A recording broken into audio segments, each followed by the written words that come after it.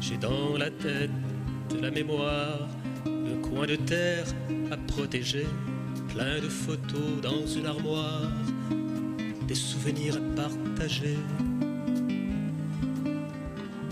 Sur cette côte de Beaupré et sur cette île d'Orléans,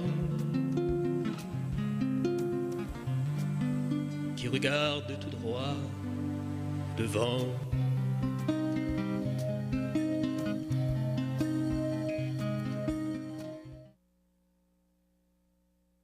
Au début, il n'y a pas de village. On s'installe au bord de l'eau, sur un lot concédé, en souhaitant profiter de la proximité du domaine seigneurial et de son moulin banal.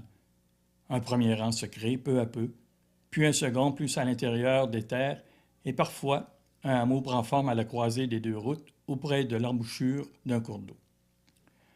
Religion oblige, et le nombre de colons le justifiant, on érige une chapelle, on fonde une paroisse.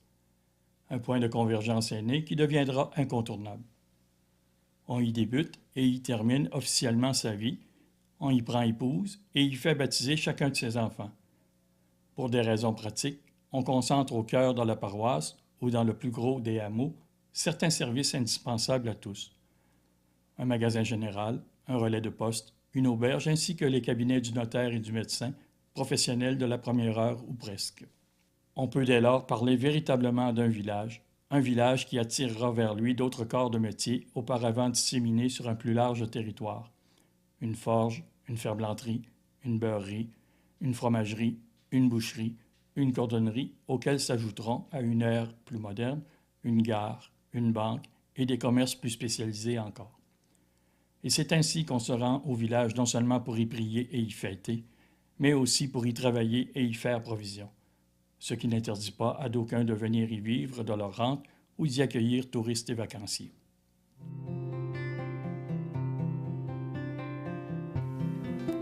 Bonjour, nous complétons aujourd'hui notre survol de l'architecture traditionnelle en concentrant notre regard sur certains bâtiments plus précis du village, ceux reliés notamment aux fonctions du commerce et des services à la communauté. Et nous verrons à cet égard que la palette des styles et des formes architecturales est là aussi très étendue, principalement dans les noyaux de villages et de villes davantage structurés. Pour nous parler plus abondamment de l'une de ces fonctions associées au village, nous nous entretiendrons avec un représentant d'un ancien établissement du genre. Son témoignage ravivera sûrement des souvenirs chez plusieurs d'entre vous. Mais auparavant, je vous invite à participer une fois de plus à nos jeux de mémoire.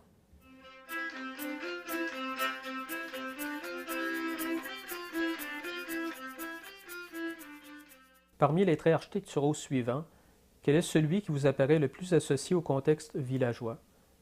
La présence de lucarnes, d'une galerie au rez-de-chaussée ou d'un toit plat sur un carré d'au moins 2 étages. Un noyau de village de la côte de Beaupré s'est développé à la fois sur le promontoire et au bas du coteau. Quel est-il? L'Ange-Gardien, Château-Richer ou Sainte-Anne-de-Beaupré?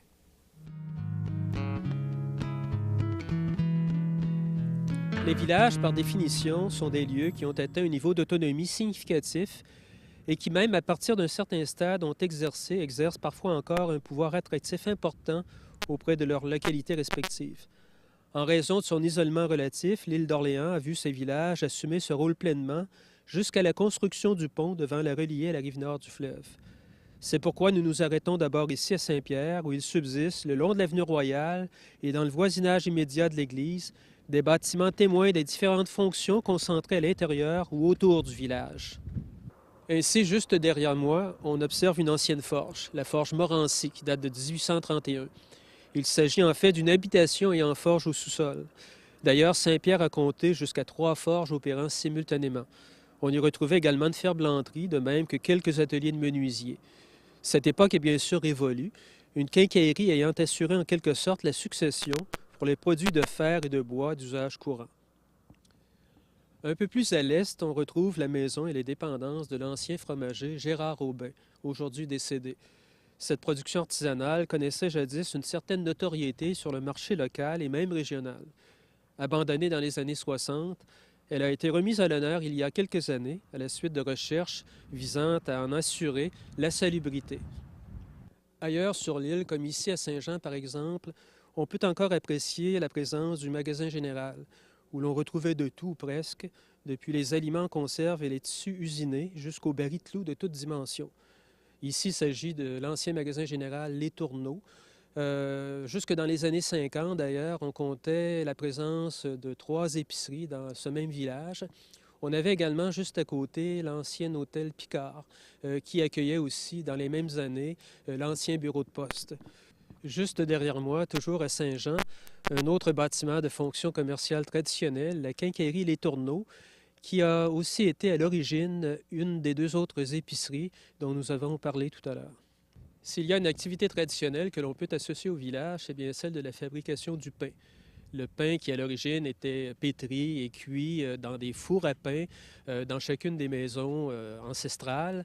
À partir de la seconde moitié du 19e siècle et davantage au 20e siècle, est aussi produit de façon plus industrielle dans le cœur même des villages. C'est le cas de la boulangerie Georges-Henri Blouin, juste derrière moi, Sainte-Famille. Cette boulangerie, qui a été fondée par le grand-père, Léger Blouin, en 1917, a donc été reprise par son fils à partir de 1954, M. Georges-Henri Blouin. Et c'est maintenant la fille, la petite fille, Nicole Blouin, qui poursuit l'entreprise familiale. On peut voir que plusieurs des opérations sont par ailleurs exercées de façon mécanique aujourd'hui pour pouvoir être plus rentables et produire de façon plus expéditive, si on peut dire. Mais il reste que plusieurs des gestes sont encore posés de façon traditionnelle par les employés de cette entreprise.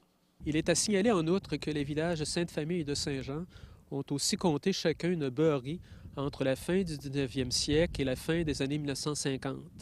Toujours à Sainte-Famille, une boucherie traditionnelle n'a fermé ses portes que tout récemment.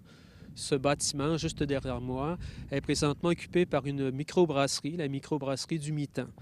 L'île a vu de même apparaître à proximité de ses quais, dès la seconde moitié du 19e siècle, quelques hôtels et installations balnéaires, mais nous reviendrons ultérieurement sur cet autre aspect de l'activité insulaire.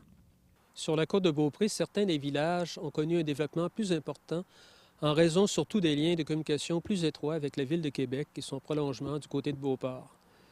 L'arrivée du chemin de fer à partir de 1889 a bien sûr contribué largement à cette accélération en favorisant une arrivée plus massive de touristes et de pèlerins de toute provenance. À Château-Richer, où nous sommes présentement, d'autres facteurs sont toutefois intervenus un peu plus tôt au 19e siècle, alors que le Séminaire de Québec acceptait de concéder des emplacements en faveur de gens de profession libérale et de divers corps de métier. D'abord au pied du coteau, tout au centre du village, puis progressivement sur le promontoire, juste à l'ouest de l'église. Ici, comme à l'Ange Gardien, également pourvu très tôt en boutique et en petit commerce, on observe l'introduction de caractéristiques architecturales nouvelles ou spécifiques à de tels noyaux. Des bâtiments de plus en plus rapprochés de la route et des constructions voisines, l'addition d'étages ou de toits plats, de corniches et de frontons, de plus larges ouvertures au niveau du rez-de-chaussée, des traits presque urbains en somme.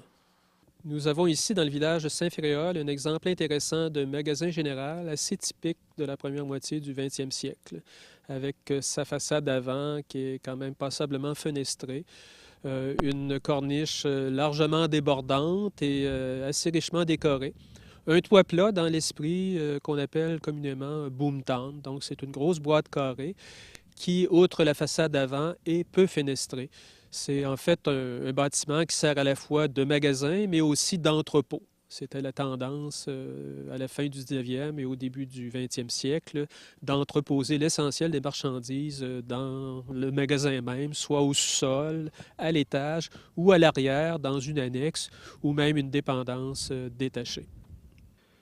Un bel exemple derrière moi à Saint-Féréol d'une maison de village assez typique, à remarquer surtout son revêtement en tôle embossée, revêtement extérieur soit, qui est typique de la fin du 19e, surtout de la première moitié du 20e siècle. La tôle embossée était aussi utilisée pour les intérieurs, particulièrement dans des bâtiments à fonction ouverte au public, tels que les magasins généraux. À Sainte-Anne-de-Beaupré, nous nous sommes déplacés. Le cadre architectural nous rappelle encore plus certains quartiers de faubourg. Des bâtiments qui se touchent ou presque et qui s'élèvent sur plus de 3 étages, avec dans certains cas des galeries qui se superposent, des fenêtres qui deviennent de véritables vitrines ouvertes sur la rue. Cela est particulièrement observable aux abords de la basilique et l'on comprend que cette accentuation des traits urbains est en bonne partie redevable à l'essor économique engendré par le centre de pèlerinage.